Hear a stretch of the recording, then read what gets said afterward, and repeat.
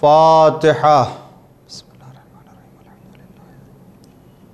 الرحمن الرحیم مالک یوم الدین ایاک نعبد و ایاک نستعین اهدنا الصراط المستقیم صراط غیر المغضوب علیہم ولا الضالین۔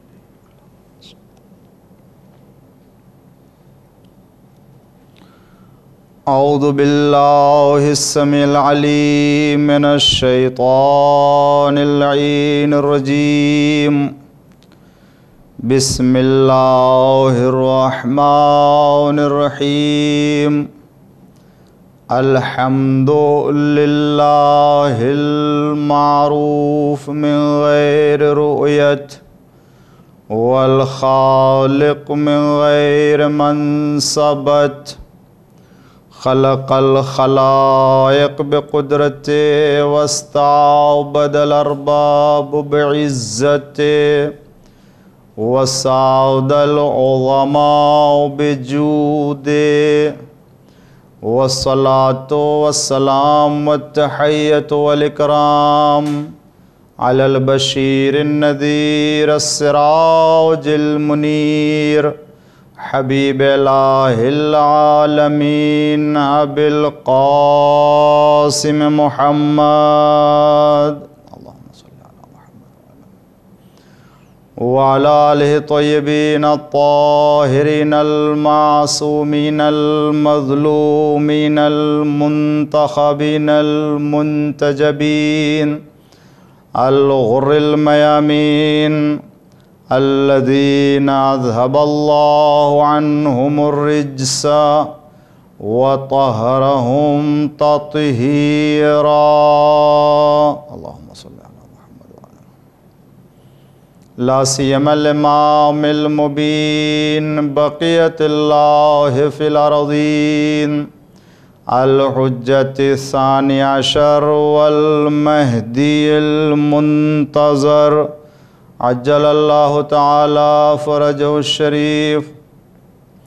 اللہم لعن ولا ظالم ظلم حق محمد وآل محمد وآخر تابع له على ذلك۔ اللہم لعن العصابة التي جاهدت الحسين وشايعت وبايعت وتابعت على قتله۔ اللهم لعنهم جميعا۔ أما بعد فقد قال الله الحكيم في قرآن الكريم وقوله الحق۔ بسم الله الرحمن الرحيم۔ انما يريد الله ليذهب عنكم الرجس اهل البيت ويطهركم تطهيرا۔ صلوات پڑھ دیجئے محمد وآل محمد پر۔ ناظرین کرام، سامعین نظام، عشر مجالس کی یہ پہلی مجلس ہے جس کے 5 مجالس کے خطاب کرنے کی سعادت اس حقیر کو حاصل ہوئی ہے۔ یہ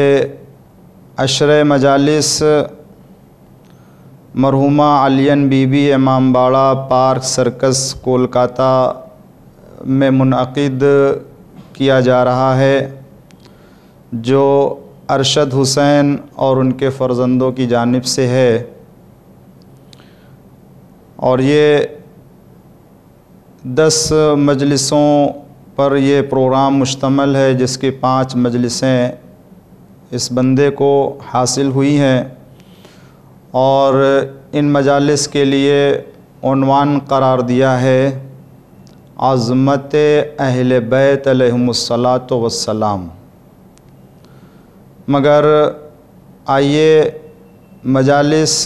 کے عنوان کے تحت اپنے معروضات پیش کرنے سے پہلے ہم سب مل کر کے خود مرحوم سید موسی رضا ابن علی حسن کے روح کو ایصال ثواب کر دیں، 1 مرتبہ سورہ حمد اور 3 مرتبہ سورہ توحید پڑھ کر کے۔ بسم اللہ الرحمن الرحیم۔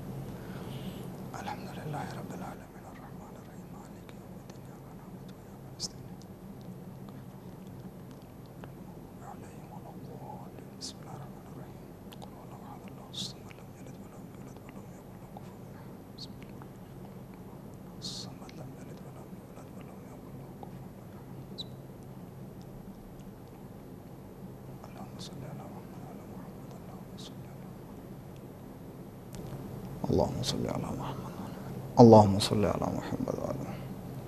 آپ حضرات مل جل کر کے ایک اور بلند آواز سے محمد آل محمد پر صلوات پڑھیں۔ اللہم صلی علی محمد۔ میں نے اس عنوان کے لیے سورہ احزاب کی مشہور و معروف آیہ کریمہ کی تلاوت کا شرف حاصل کیا، جو آیہ تطہیر کے نام سے مشہور ہے۔ یہ آیہ وافی ہدایہ اہل بیت علیہم الصلاۃ والسلام کی پاکیزگی اور ان کی طہارت کے سلسلے میں دلالت کرتی ہے، اور پنجتن پاک جب زیر کسا جمع ہوئے تو ان کی طہارت کا اعلان کرتی ہوئی خداوند عالم کی بارگاہ سے نازل ہوئی، اور اسی وقت حضور اکرم نے آیہ کریمہ کے شان نزول کو پوچھنے والوں نے پوچھا تو بیان فرمایا کہ یہ میرے بارے میں، علی کے بارے میں، فاطمہ کے بارے میں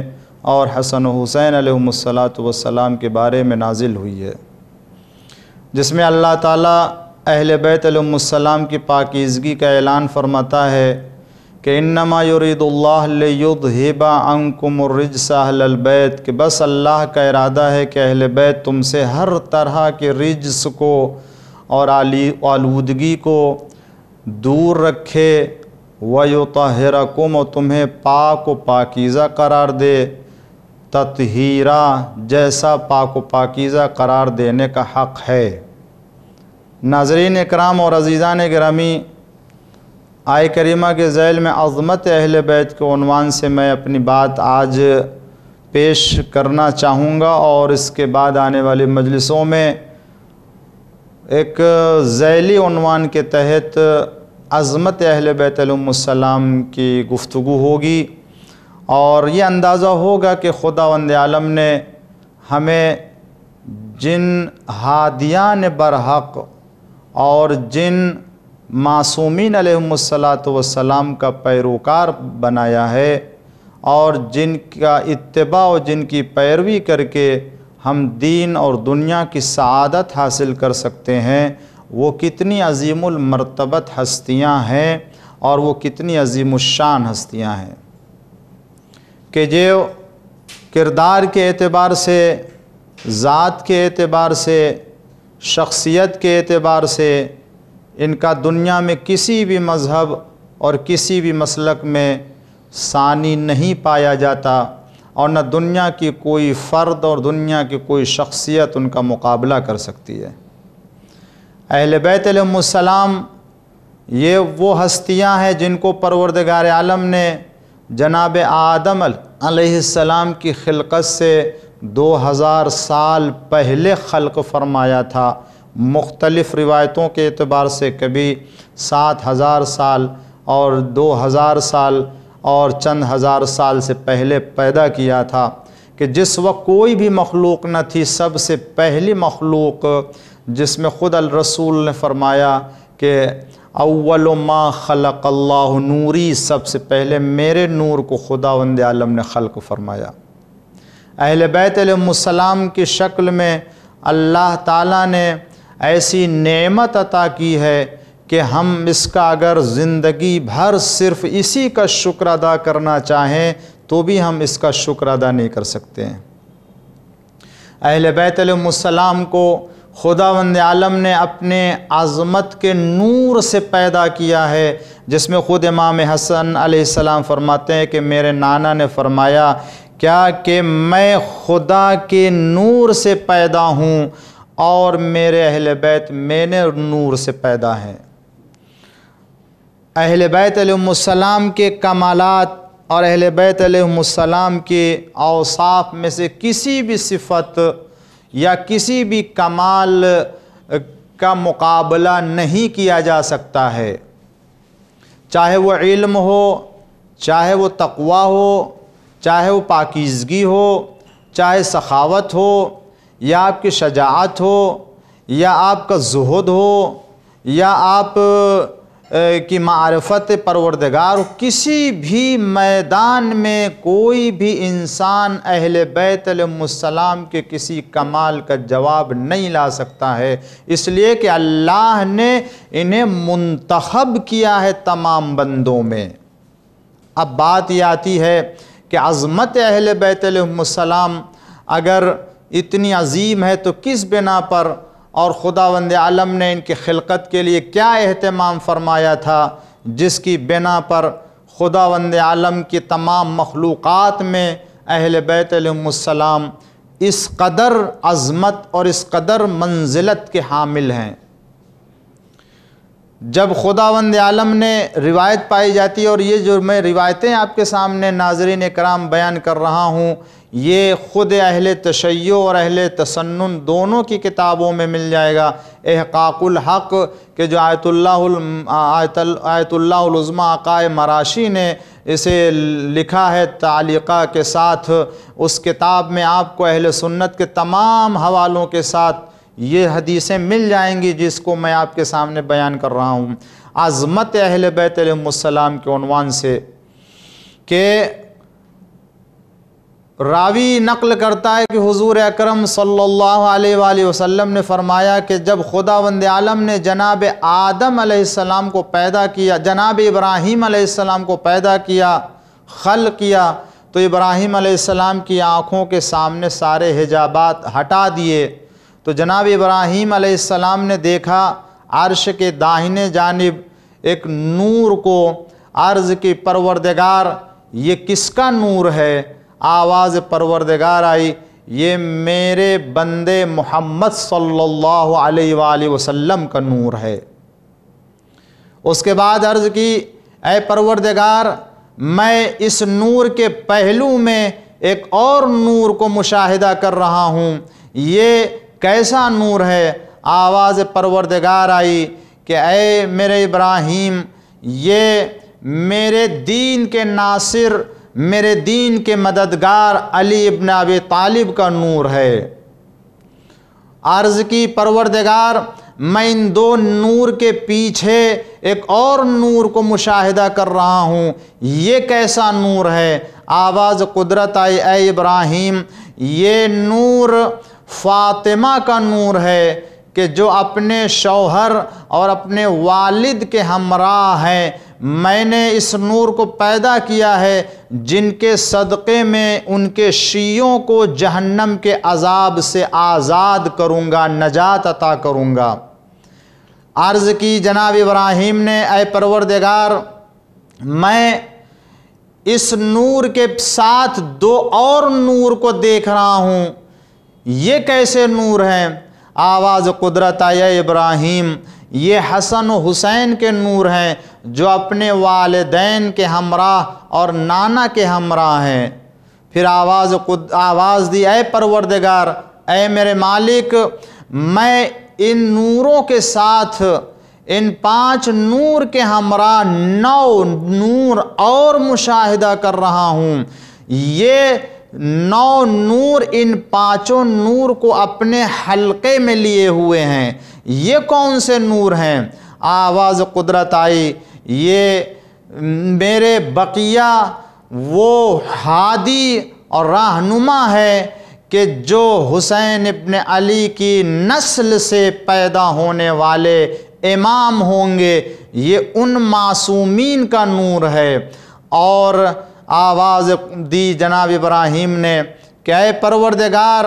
ان کو کس چیز سے پہچانا جائے گا،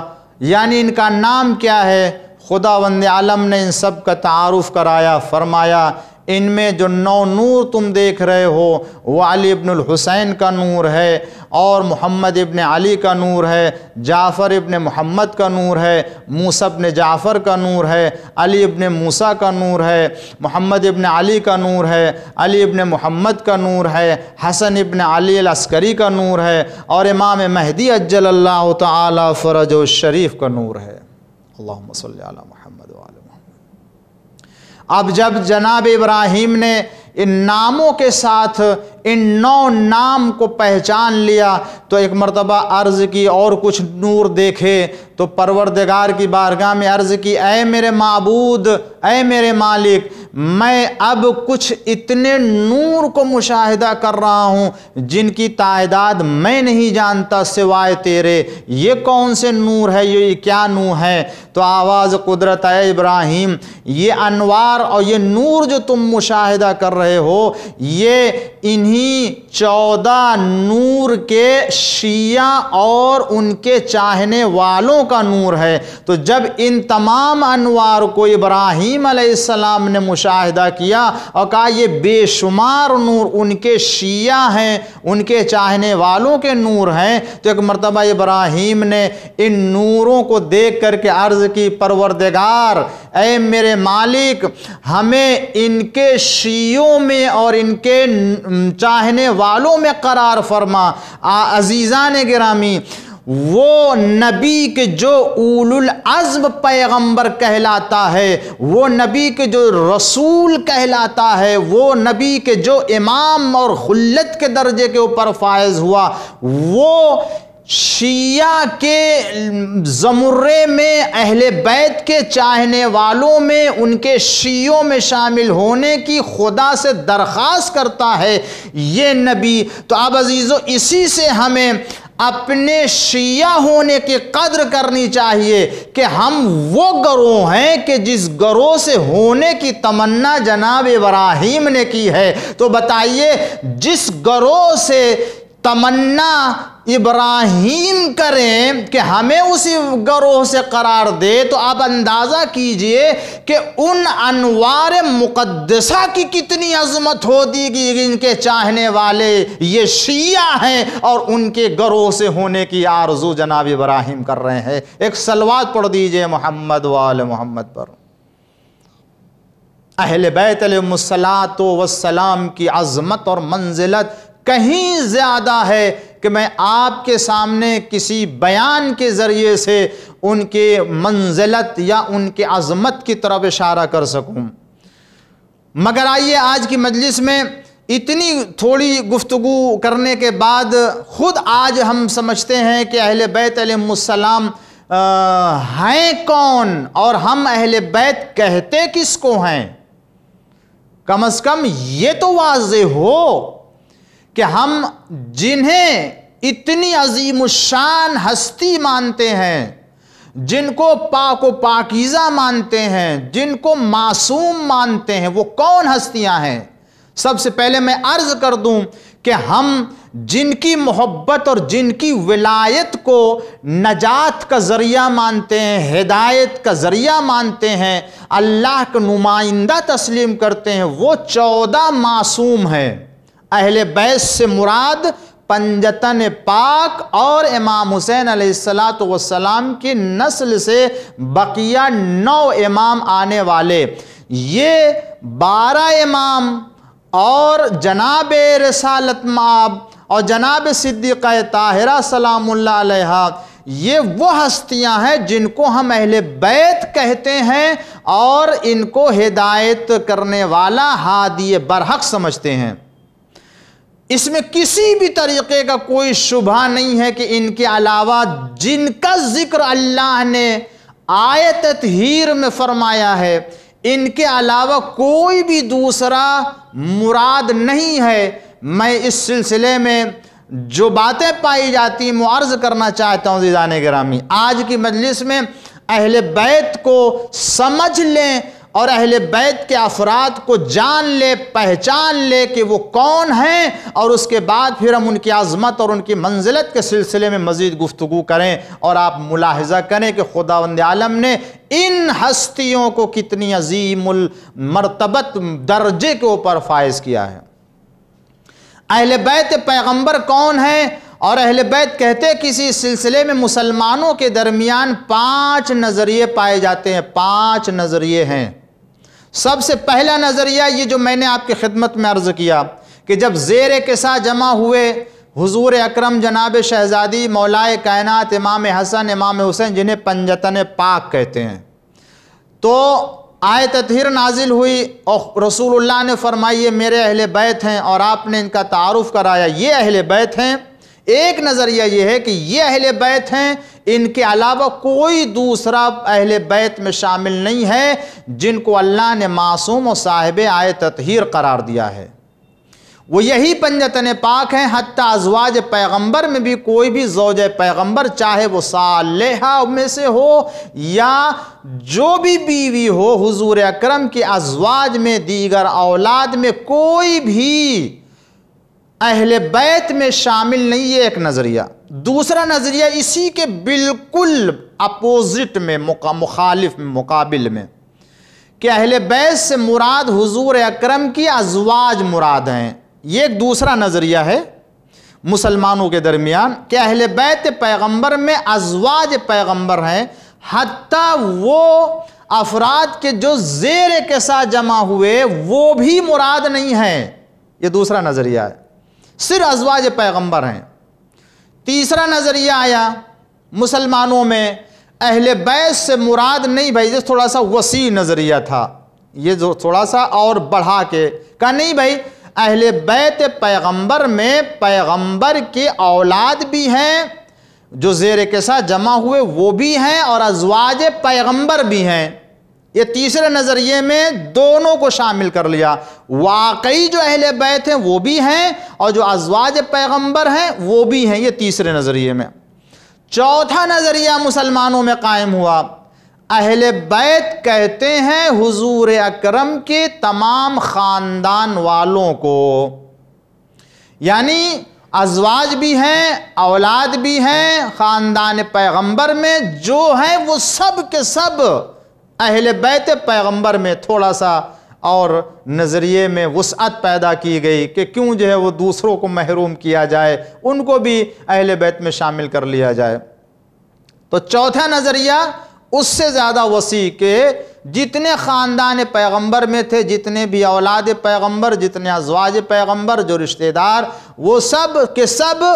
حضور اکرم کے اہل بیت میں شامل ہیں۔ پانچواں نظریہ آیا، پانچویں نظریے میں اور ذرا وسعت قلبی کا مظاہرہ کیا گیا کہ نہیں بھائی ہم باہر والوں کو کیوں چھوڑ دیں، گھر والے بھی ہیں، گھر والیاں بھی ہیں، رشتہ دار بھی ہیں، اور جو باہر کے افراد ہیں اصحاب وہ بھی پیغمبر کے اہل بیت اور اہل بیت پیغمبر میں شامل ہیں۔ تو یہ پانچ نظریے ہو گئے، اور دیکھا آپ نے کہ آخر میں کس کو شامل کیا؟ جو باہر کے لوگ ہیں وہ بھی اہل بیت، جو اندر کے لوگ ہیں وہ بھی اہل بیت۔ یہ کہہ لیجئے اصحاب بھی، امتی بھی، جتنے وہ سب کے سب۔ اب آپ خود سمجھ لیجئے اس نظریے کے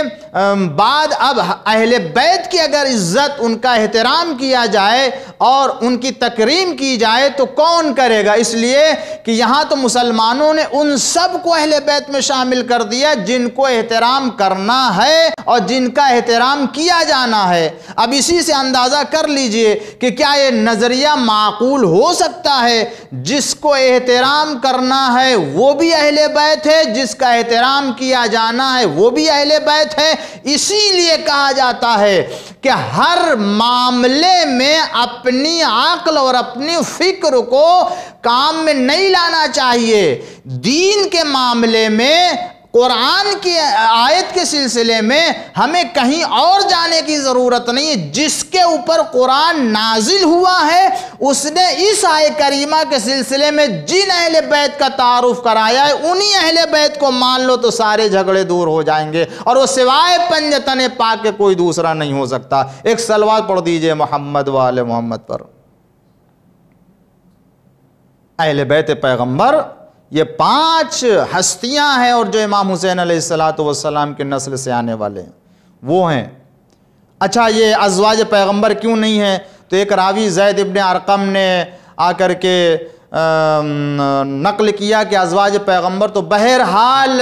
وہ اہل بیت پیغمبر میں ہے ہی نہیں ہیں۔ کیوں؟ اس لیے کہ یہ رشتہ وہ رشتہ ہے ازواج کا کہ علت بیان کیا انہوں نے کہ چونکہ یہ وہ رشتہ ہے جو کبھی آتا ہے اور کبھی چلا جاتا ہے، کبھی ہے کبھی نہیں ہے۔ زوجہ بیوی کا رشتہ وہ ہے کہ جو قائم کیا جاتا ہے، اور جب تک دونوں راضی ہوتے ہیں، دونوں خوشحال ہوتے ہیں رہتا ہے. نہیں خوشحال ہوتے، جس طریقے سے 2 کلمہ جاری کر کے رشتہ ازدواج میں جڑ گئے تھے، اسی طریقے سے 2 کلمہ پھر جاری کر دیا شرائط کے ساتھ، اور اس کے بعد پھر وہ دونوں الگ ہو گئے. تو یہ زید ابن ارقم کی منطق ہے. البتہ ہم اہل بیت کے بارے میں جو نظریہ رکھتے ہیں وہ زید ابن ارقم کے نظریے کے اعتبار سے نہیں.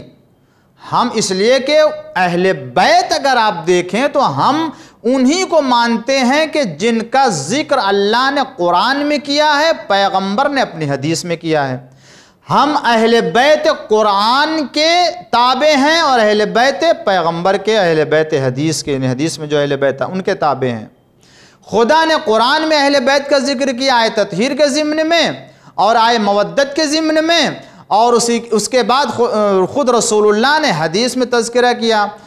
حدیث ثقلین کے ضمن میں، حدیث سفینہ کے ضمن میں اور دیگر تمام حدیثوں کے ضمن میں. تو ہم ان اہل بیت کو جانتے ہیں. زید ابن ارقم کے اہل بیت کو ہم نہیں تلاش کر رہے ہیں کہ وہ ازواج مراد نہیں، اس لیے کہ رشتہ ہم تو شان نزول کے تابع ہیں جو حضور اکرم نے خود بیان کیا ہے. اس لیے کہ زید ابن ارقم یہ صحابی پیغمبر میں شامل ہوتے ہیں، خود حضور اکرم فرما رہے، تو ہم کو کسی اور طرف جانے کی ضرورت کیا ہے؟ اور یہ زید ابن ارقم کون ہے؟ معلوم ہے یہ زید ابن ارقم، یہ زید ابن ارقم صحابی پیغمبر ضرور ہیں، صحابی امیر المومنین سلام ضرور ہیں، مگر جب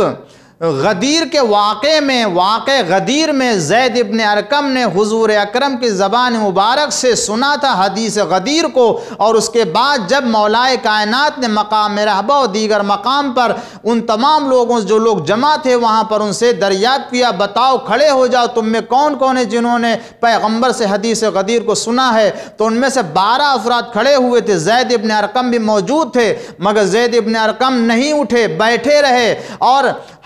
گواہی امامت کو اور ولایت کو چھپا لیا، اور انہوں نے امیر المومنین سلام کے سامنے کھڑے ہو کر کے گواہی نہیں دی، جس کی بنا پر بعد میں ان کی بینائی چلی گئی، وہ اندھے ہو گئے، جس کے لیے وہ برابر کہا کرتے تھے کہ یہ جو عذاب نازل ہوا ہے یہ علی کے بارے میں ولایت کو چھپانے کی بنا پر. ہمیشہ وہ افسوس کرتے رہے اور استغفار بھی کرتے رہے، کہتے ہیں لوگ، اور بھی ان کی بات. تو یہ زید ابن ارقم ہیں جو بیان کرتے کہ ازواج تو ہو ہی نہیں سکتی ہیں یہ کبھی، اس لیے کہ اور کسی نے اس سلسلے میں بڑی اچھی بات بھی کہی ہے کہ یہ رشتہ جو زوجیت کا ہے وہ کہ جب آتا ہے تو اپنے ہمراہ بہت سے رشتوں کو بھی لے کر کے آتا ہے، بہت سے رشتوں کو بھی. مثلا یہی وہ ایک رشتہ ہے کہ جب گھر میں کوئی بیوی یا عورت یعنی بہو بن کر کے کوئی بیٹی آتی ہے تو اب وہ اس کے جو اپنے میکے میں ماموں، چچا، خالو یا جو بھی ہوتے ہیں وہ تو ہوتے ہی ہیں، سسرال میں جب آتی ہے تو سسرال میں بھی اس کے اتنے ہی رشتے قائم ہو جاتے ہیں. یہاں بھی خالو ہو جاتے ہیں، یہاں بھی ماموں ہو جاتے ہیں، یہاں بھی چچا ہو جاتے ہیں، یہاں بھی خالہ ہو جاتی، یہاں بھی پھوپھی ہو جاتی ہیں نہیں. لیکن یہ جتنے رشتے لے کر کے آتی ہیں وہ اسی وقت تک رشتے بھی رہتے ہیں جب تک یہ رہتی ہیں، اور جب یہ چلی جاتی ہیں یہاں سے تو وہ سارے رشتے بھی لے کے چلی جاتی ہیں. تو زید ابن ارقم کہنا یہ چاہتے ہیں ازواج پیغمبر اہل بیت میں نہیں، اس لیے کہ یہ کبھی آتی ہیں اور آتی ہیں تو بہت سے رشتوں کو لے کے آتی ہیں، اور جاتی بھی ہیں اور جاتی ہیں تو بہت سے رشتوں کو لے کے چلی جاتی ہیں. اہل بیت وہ نہیں ہے کہ جو کبھی ہیں کبھی نہیں ہے. ایک صلوات پڑھ دیجئے محمد وآل محمد. تو کیا کہا زید ابن ارقم نے کہ اہل بیت وہ ہیں کہ جن کے اوپر صدقہ حرام ہے، یعنی جن کے اوپر صدقہ حرام ہے وہ اہل بیت ہے. زید ابن ارقم کی تعریف یہ ہے، جن کے اوپر صدقہ حرام ہے وہ اہل بیت ہیں. انہوں نے یہ تعارف کرایا. اگرچہ یہ تعریف ہمارے نزدیک درست نہیں ہے اہل بیت کی کہ جن کے اوپر صدقہ حرام ہے وہ اہل بیت ہیں. غور کریں ناظرین اکرام، میں جو بات آپ کی خدمت میں عرض کر رہا ہوں، جن پر صدقہ حرام ہے وہ اہل بیت ہیں، یہ تعریف نہیں ہے اہل بیت پیغمبر کی. اس لیے کہ چونکہ ان کا نظریہ یہ تھا کہ ازواج پیغمبر کے علاوہ جتنے رشتہ دار ہیں خاندان والے وہ سب کے سب اہل بیت ہیں، اس لیے انہوں نے دیکھا کہ سب کے اوپر صدقہ حرام ہے، لہٰذا ان کو اہل بیت قرار دے دیا۔ نہیں، میں کہتا ہوں کہ پہلے تم پیغمبر کے خاندان سے اہل بیت کو طے کر لو کہ اہل بیت کون ہے، اور جب اہل بیت پیغمبر طے ہو جائیں گے تو خود بخود ان کے اوپر صدقہ حرام ہو جائے گا۔ یہ کہنا کہ جن پر صدقہ حرام ہے وہ اہل بیت ہیں یہ اور بات ہے، اور یہ کہنا کہ جو اہل بیت ہے ان پر صدقہ حرام ہے، یہ دونوں میں فرق ہے۔ بس ہمیں اہل بیت کو پہچاننا ہے، جب اہل بیت طے ہو جائیں گے تو صدقہ خود بخود حرام ہو جائے گا، ورنہ اگر یہ کہیں گے جن پر صدقہ حرام ہے وہ اہل بیت ہیں تو یہ بہت لمبی فہرست بنے گی، اور اہل بیت کی فہرست لمبی نہیں ہے سوائے 14 معصومین علیہم السلام کے۔ ایک صلوات پڑھ دیجئے محمد و آل محمد پر۔ اور اسی سلسلے میں اب جب ازواج کا تذکرہ آ گیا ہے، زوجہ پیغمبر زوجہ نبی کا ذکر آ گیا ہے، تو اب ایک جملہ اور بھی میں آپ کی خدمت میں عرض کرتا چلوں کہ جہاں پیغمبر کی ازواج کا ذکر آتا ہے کہ اہل بیت پیغمبر میں، شاید اس لیے کہ چونکہ انبیاء کی بیویاں جتنی وہ اہل بیت کہی جاتی تھیں، ٹھیک ہے اہل بیت کہی جاتی تھیں، اہل کہی جاتی تھی، مگر ہم میں قرآن کی آیت کے شان نزول کو دیکھتے ہوئے اور قرآن کے معنی و تفسیر کو دیکھتے ہوئے ہمیں قرآن کو سمجھنا ہے۔ کوئی بھی دنیا کا کوئی بھی انسان قرآن کریم کی آیت کو بغیر اس کی تعویل، شان نزول کو اور اس کے تفسیر کو خود عالم قرآن اہل بیت اور خود پیغمبر کے بیان کردہ حدیث اور روایت کے بغیر نہیں سمجھ سکتا ہے۔ تو بھی کیا ضرورت ہے ہم کو اہل بیت کو ڈھونڈنے کی کہیں پر؟ خود حضور اکرم نے جن کا تعارف کرایا ہے ہم انہی کو اہل بیت مانتے ہیں۔ اہل کسے کہتے ہیں، اہل بیت کسے کہتے ہیں؟ قرآن کے اعتبار سے یا لغت کے اعتبار سے، روایت کے اعتبار کو، خود حضور اکرم کے اہل بیت کو جب ہم ڈھونڈ رہے ہیں تو آئیے ہم پوچھتے ہیں اہل بیت کے بارے میں خود حضور اکرم سے۔ تو حضور اکرم فرماتے ہیں کہ یہ آیت میرے بارے میں اور علی کے بارے میں، فاطمہ کے بارے میں، حسن حسین کے بارے میں، اور اسی جگہ پر آپ دعا فرماتے ہیں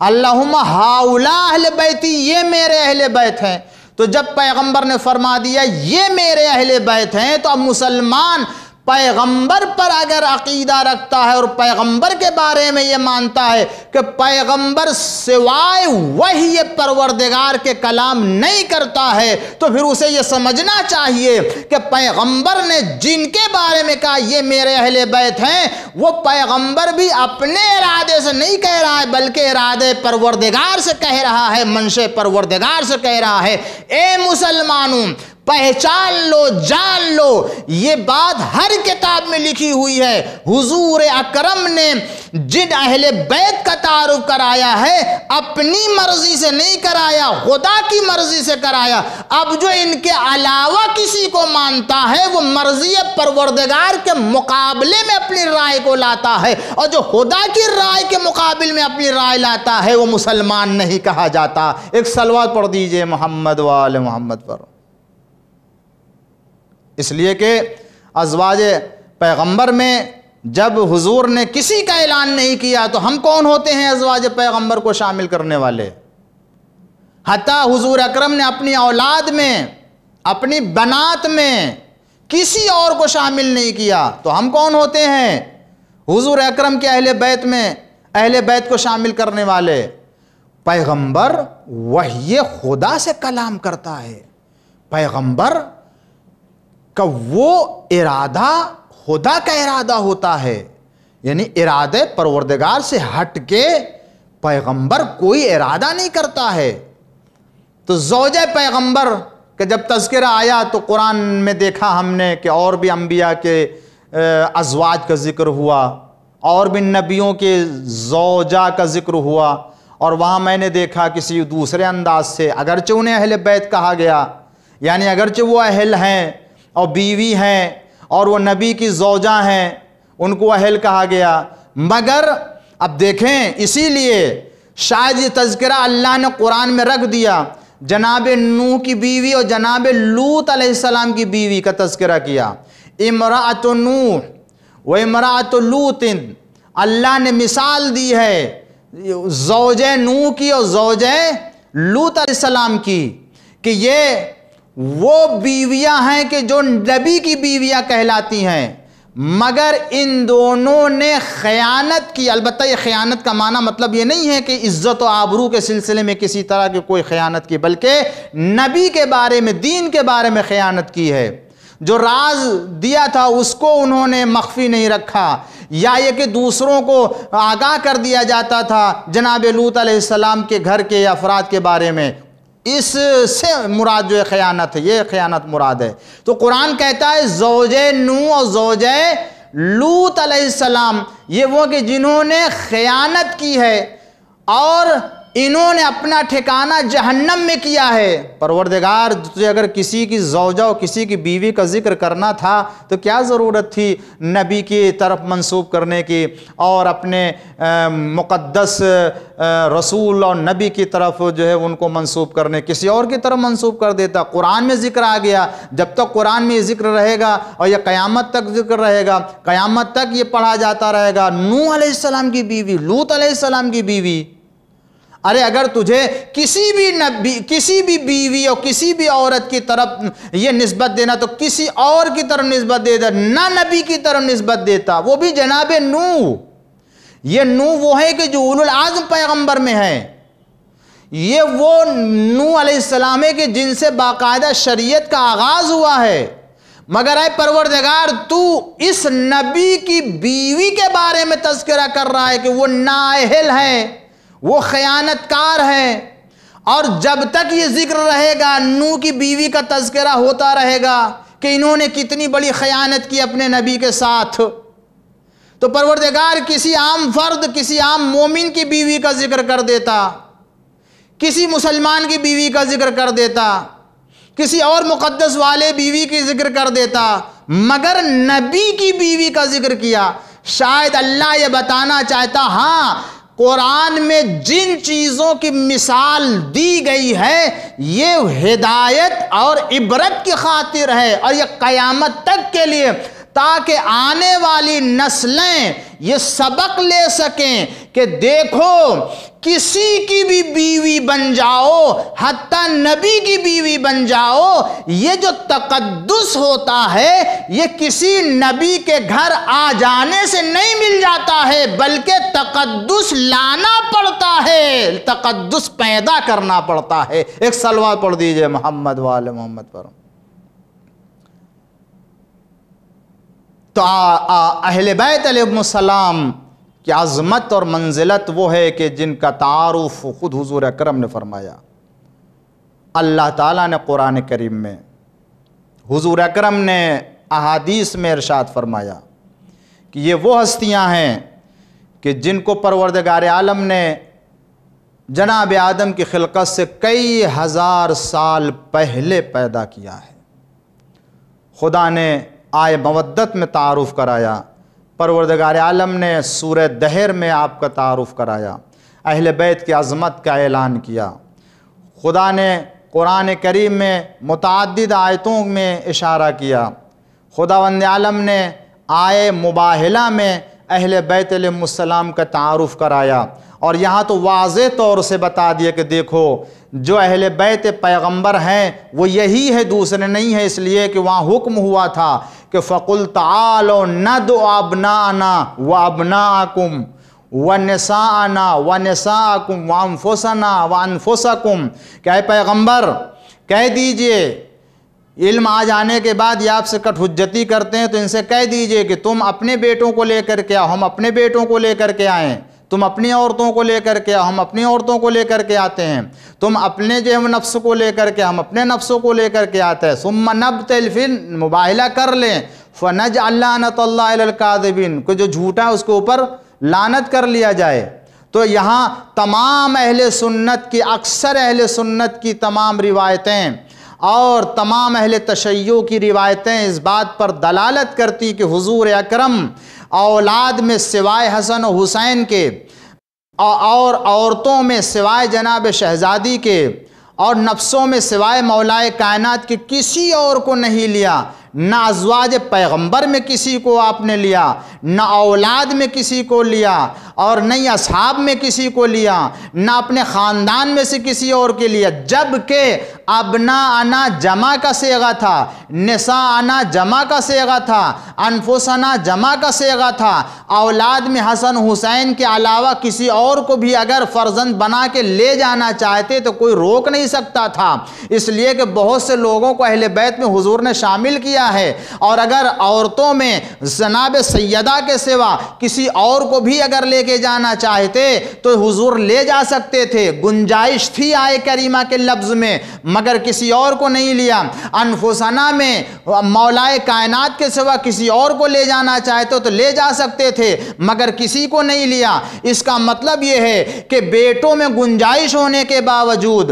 عورتوں میں گنجائش ہونے کے باوجود، انفسنا کی جگہ پر گنجائش ہونے کے باوجود کسی اور کو نہ لینا بتاتا ہے کہ پیغمبر کے خاندان میں کہ جو اقربا کہلاتے ہیں، جو قرابت دار کہلاتے ہیں اور جو اہل بیت کہلاتے ہیں، وہ یہی اہل بیت ہیں، ان کے سوا کوئی دوسرا نہیں ہے۔ ورنہ حضور اکرم جو اشارے پروردگار سے کام انجام دیتا ہے وہ ایسا نہیں کام کر سکتا تھا کہ جو مرضی پروردگار کے خلاف ہو۔ لہذا مسلمانوں کو یہ سمجھنا چاہیے کہ سوائے پنجتن پاک کے کوئی اور اہل بیت نہیں ہے، اور اگر کوئی ہے تو پھر بتاؤ وہ کون ہے، ہمیں دلیل چاہیے۔ قرآن کہتا ہے ان کے علاوہ کوئی نہیں ہے، حدیث کہتی ہے ان کے علاوہ کوئی نہیں ہے، عقل کہتی ہے ان کے علاوہ کوئی نہیں ہے۔ جب کسی دوسرے پر کسی طرح کی کوئی دلیل نہیں ہے تو اے مسلمانوں، ہم دلیل کے تابع ہیں، ہم علم کے تابع ہیں۔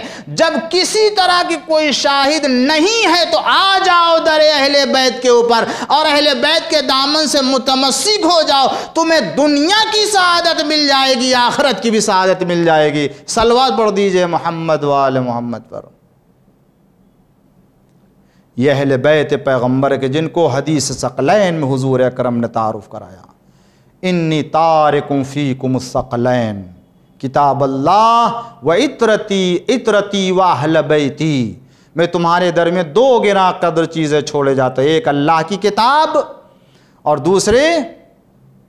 میری اطرت، میرے اہل بیت۔ دیکھو میرے بعد میں دیکھوں گا کہ تم ان کے ساتھ کیسا سلوک کرتے ہو۔ عزیزان گرامی، بس میں نے آج کے بیان کو سمیٹ لیا اور اپنی بات کو مکمل کر دیا اہل بیت کے تعارف کے سلسلے میں، اور کل کی مجلس میں جو دوسری مجلس ہوگی اس عشرے کی اور جس کی 5 مجلسوں کی سعادت حاصل ہوئی ہے، بقیہ باتیں عرض کروں گا عظمت اہل بیت کے عنوان سے۔ مگر حضور نے جن کا تعارف کرایا یہ میرے اہل بیت ہیں، ان کے ساتھ تم کیا برتاؤ کرتے ہو ہم دیکھیں گے اور تم سے پوچھیں گے، تم سے سوال کیا جائے گا۔ مگر حضور نے جس دروازے کا احترام کیا، جن اہل بیت کی عزت کی، جن کے منزلتوں کو آگاہ کیا، کوئی دوسرا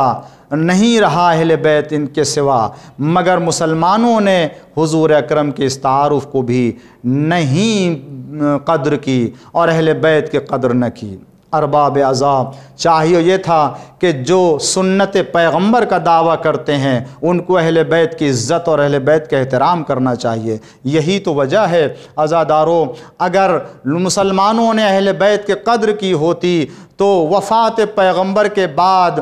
دروازے سیدہ کو آگ کے حوالے نہ کیا جاتا۔ ارباب عذاب، اگر اہل بیت کی قدر کی ہوتی مسلمانوں نے تو پھر وفات پیغمبر کے بعد بیٹی کے لب پہ یہ مرثیہ نہ ہوتا، صبت علیہ مصائب لو انہا صبت علیہ مصرن لیالیا۔ ارباب عذاب، اگر مسلمانوں نے قدر کی ہوتی تو پھر مولا کائنات کو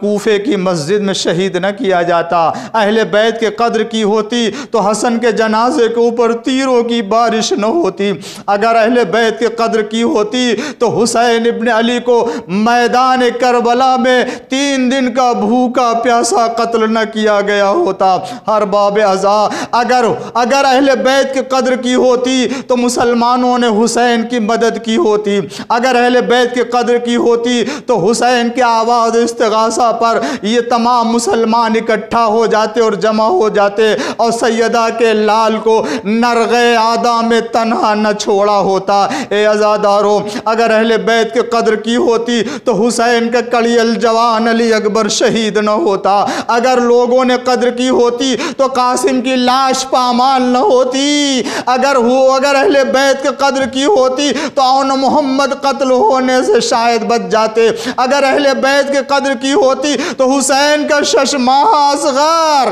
بلندی پر جسے حسین لے گئے پانی کے لیے 3 بھال کے تیر سے شہید نہ ہوتا، رباب مرثیہ نہ پڑتی۔ اے میرے لال، مجھے نہیں معلوم تھا کہ تیرے جیسے بچے نہر کر دیے جاتے، اگر اہل بیت کی قدر کی ہوتی تو سکینہ تماچے نہ کھاتی، اگر اہل بیت کی قدر کی ہوتی تو سکینہ کے کانوں سے بندے نہ چھینے جاتے، اگر اہل بیت کی قدر کی ہوتی تو زینب و کلثوم کے سر سے ردا نہ چھینی جاتی، اگر اہل بیت کی قدر کی ہوتی تو زینب و کلثوم کے بازو میں رسن نہ باندھے جاتے، اور اگر اہل بیت کی قدر کی ہوتی تو سید سجاد کے ہاتھوں میں ہتھکڑی، پیروں میں بیڑی، گلے میں توق نہ پہنایا جاتا، اور اہل بیت کی قدر کی ہوتی تو خیموں میں آگ نہ لگائے جاتے، اہل بیت کی قدر کی ہوتی تو حسین کو بے دردی سے شہید نہ کر دیا جاتا،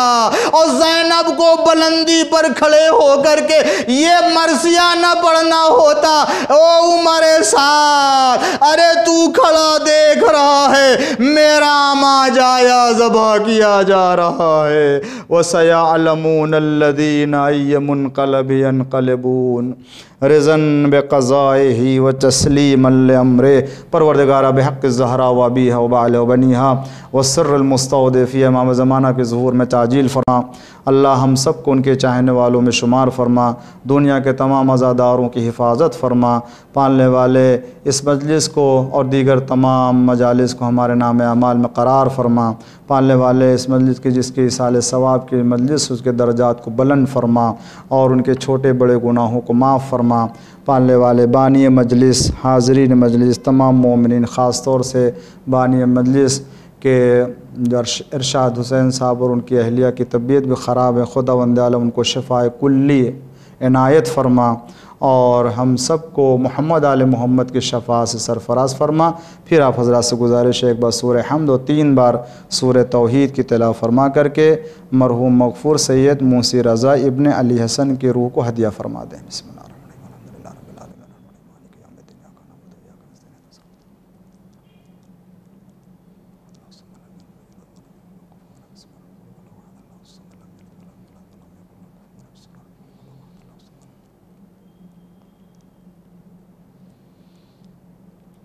اللهم صل على محمد وعلى محمد اللهم صل